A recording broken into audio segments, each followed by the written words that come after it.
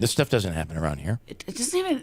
Does it happen in real life? Yeah, I know. It's like a life. I feel like I live in a Lifetime movie. Yeah. That's what my entire family says. Like, this doesn't happen in real life. Photos of an influencer's grisly murder flooded the internet, and social media did little to stop it. On July 13th, 2019, 17-year-old Bianca Devins was getting ready for a concert in New York. She was excited. It was a first for her, and she was going to see one of her favorite singers, Nicole Dolenganger. Most of Nicole's songs tackled depression, which Bianca could relate to. A year earlier, she was diagnosed with borderline personality disorder and struggled with depression. But she remained hopeful about the future and planned on pursuing a psychology degree to help others. She hugged me goodbye and said, "I love you." And I told her, "I love you, be safe." In a black SUV parked outside, 21-year-old Brandon Clark waited for her. The two met on Instagram months before and quickly became close friends. Around 7:30 p.m., Bianca texted her mother, telling her that she and Brandon were looking for parking. Nearly 11 hours later, Bianca's mother and sister woke up to a knock on their front door. It was the police. They needed to talk about Bianca. Bianca's mother first thought that she was injured. All she could think about was finding Bianca and getting her to a hospital. What the police told her was beyond anything she could ever imagined possible. They believed Bianca was murdered in a fit of jealousy after kissing someone named Alex at the concert. The perpetrator was someone who Bianca's mother knew well and trusted, a man named Brandon. Around 7:20 a.m., the Utica Police Department received multiple calls about grisly photos surfacing online. Among the callers who reported the photos included 4chan and Discord users, including Brandon. One caller identified Brandon as the person who uploaded the photos and found his location using Snapchat's map feature. Shortly after, officers were dispatched to a wooded area at the end of Post Street in Utica. They discovered Brandon taking photos of himself as he laid across a green tarp that covered something on the ground. As the officers inched closer, they noticed strands of brown locks peeking out of the tarp.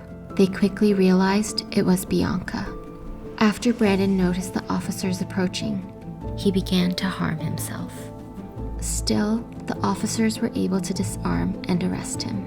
Following, they brought him to the hospital where he was listed in critical condition. As Brandon was being treated, the police started to piece together what had happened.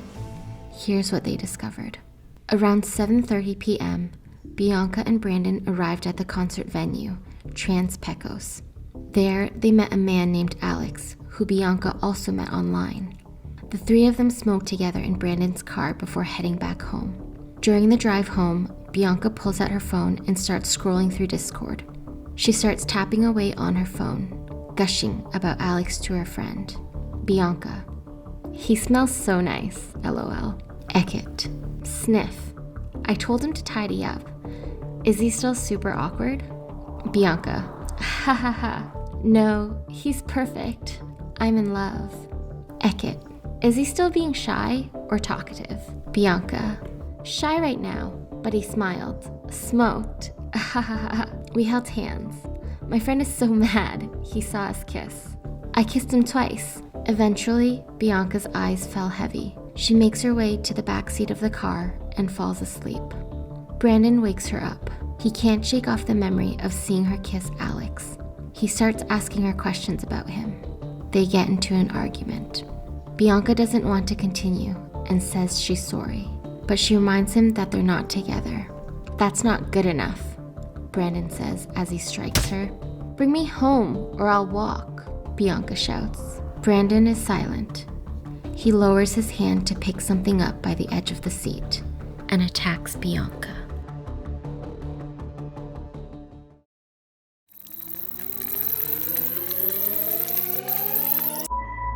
Nine years earlier, Brandon's father almost committed the same crime against his mother. He suspected she was cheating on him and held her hostage for 10 hours before the police intervened. As Bianca takes her final breath, Brandon pulls out his phone. He records a video and even snaps a few photos. He opens Discord and posts a photo of her slumped, nearly decapitated body. In the caption, he writes, "Sorry, you're gonna have to find someone else to orbit." Orbiting is a term used to describe men who lurk on a woman's social media accounts in the hopes of having sex with her. Afterwards, he shares pictures on Instagram and 4chan. He also posts a photo of him driving down a dark road with the caption, "Here comes hell. It's redemption, right?" He then changes his Instagram bio to October 6, 1997 to July 14, 2019. "Just know that I feel no pain now." Many are shocked and report the photos. Others use them for their own personal gain, promising to share them with anyone who follows them. Some even lie about having a video. Several hours go by and the photos are still up and now viral. Instagram users report that after flagging the photos, the company claims to have reviewed them and that they do not violate their community guidelines. One user tells Rolling Stone, "I keep checking her tagged photos on Instagram, and there's a new one every 5 minutes." She also says that while Instagram removed some of the photos she flagged, she received messages saying others will remain up with a warning. To make matters worse, some people start sending the photos to Bianca's family with hateful messages like, "Look at her now." Bianca's mom tells Syracuse News, "I saw the most evil side of the internet, which was so unexpected." In a Chasing News interview, Dr. Jeff Gardier explains why people continue to share the photos.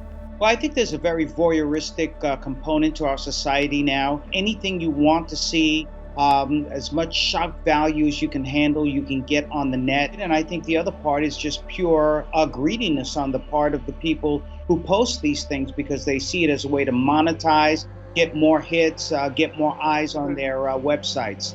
Eventually, Instagram releases a statement claiming they're taking every measure to remove the photos from their platform. Still, the company receives criticism for not acting sooner. Several users complain that they've been quicker to remove nude or sexualized photos when compared to violent ones. If Instagram could have some compassion and remove those terrible pictures of Bianca Devins' tragic death, that would be great. So quick to remove pictures of women when they show some skin, but a decapitated head doesn't go against your community guidelines? Go f*** yourself. So Instagram removes breastfeeding photos, but doesn't remove the photos of Bianca Devins? I'm f***ing disgusted. When the media questioned Instagram about these complaints, they declined to comment. According to Wired, there are only around 20 workers who train an artificial intelligence machine that's used to flag inappropriate content. Their job is to pore through comments and determine if each one complies with Instagram's community guidelines, either specifically or as a spokesperson for the company says, in spirit. Rolling Stone points out that it isn't shocking that Instagram would be struggling to keep up, considering they have 1 billion active users per month. Giant social media platforms have long struggled with being able to scrub hateful or violent content from platforms. For instance, Instagram's parent company, Facebook and YouTube, were criticized for failing to quickly delete uploaded and live-streamed footage of the New Zealand mosque shooting. Screenshot magazine claims that social media platforms make a profit off of horrific content, since violent photos lead to more people being active on the platforms. In turn, more revenue is generated from advertising companies. In Bianca Devins' case, by keeping these images on the platform, the murderer received recognition, which then led to numerous fake accounts being created by people impersonating him, bringing Instagram more users. Of course, accusing Instagram of attempting to profit off a young girl's death is a big allegation, but the question as to why it took so long to delete and flag these images remains unanswered. By the time Instagram made a statement, Bianca's story had already dominated headlines, sparking many heated debates. Tragedies like this are the exact reason why girls are afraid to reject guys. They fear his reaction. They fear losing their life due to a man's inability to handle rejection, so he lashes out. Stop taking our lives because we said no. We have every right to say no. It's just online. Women should ignore the abuse, they say. Well, it's not online anymore. A 17-year-old girl was stalked through Discord and murdered by a man. He posted pictures of this horror to Instagram. There's something deeply wrong with what we've built. #Rest in Peace Bianca. Several people who met Bianca online shared that she was a supportive and caring person. She always tried to make people feel good, feel loved, help them when they were down, even if she was going through her own shit. She had experience with people who manipulate and harass younger girls, and she helped me get away from one. That's one of the things I'm most grateful for. Other people claimed she was an attention seeker. Some even blamed her for her own death. She knew she was dealing with a literal psycho, but she just kept manipulating him, just like every orbiter she chatted with. Bianca Devins deserved it. One YouTuber who goes by the name of Mr. Obvious blamed the emo culture and social media instead. In one of his videos, he points out that they enabled her mental health issues and her toxic relationship with fans. First, he shows a 4chan post that was allegedly written by Bianca. Second, he shows an Instagram bio that allegedly belongs to Bianca. So this is basically a murder fantasy, specifically of being murdered. And keep in mind that this is exactly how Bianca was killed. Third, he shows a Discord message that was allegedly written by Bianca.